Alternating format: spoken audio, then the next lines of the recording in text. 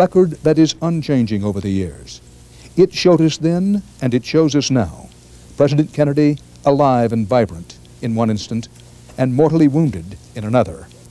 In 1975, I questioned experts about what the film was able to reveal.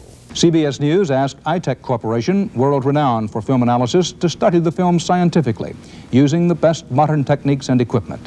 It is important to remember that iTech had, for this first-time ever study, not copies of the Zapruder film, but the original.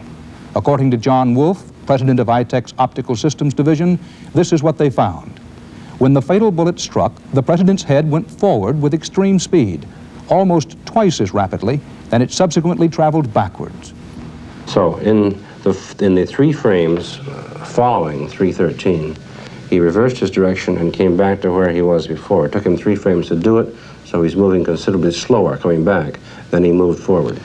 No matter how many times you look at it, that's not the impression that one gets just sitting in a room and looking at the film. The very clear impression is that his head jolts backward faster than it went forward.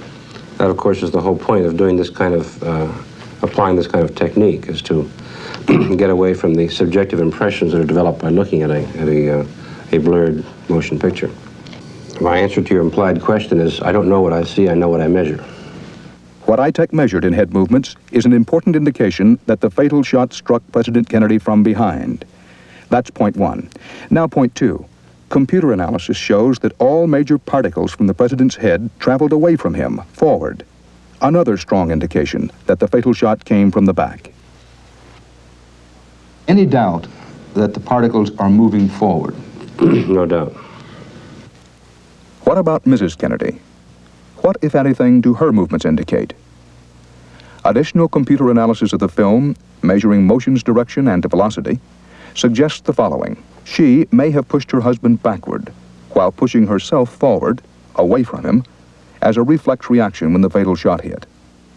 If true, that could help account for some of the backward movement of his head and body. But the key conclusion of this complicated computerized study of the films is analysis of the president's head movements and the direction of particles blown from his head both indicate the bullets that hit him came from behind. Now, perhaps partly as a result of publicity about Stone's film, Congress has acted to open virtually all of the government files on the Kennedy assassination.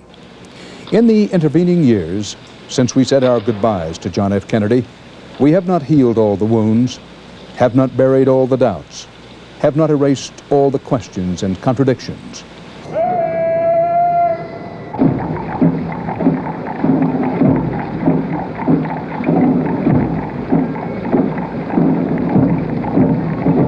Just as we cannot know where John Kennedy would have led us in life, so we may never know enough to answer all the questions about his death.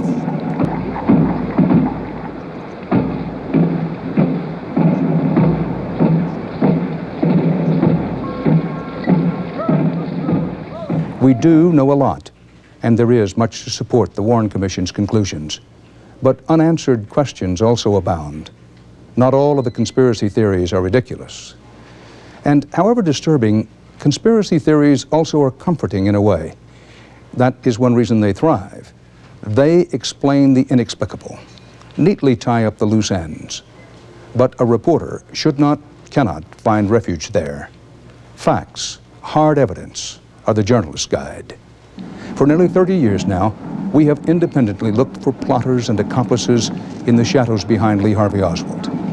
So far, we have not found them. What we do know is that uncertainty, all the lingering doubts, may be as difficult for Americans to accept as the assassination itself. Some of the burning questions about the death of John F. Kennedy burn with an eternal flame. I'm Dan Rather.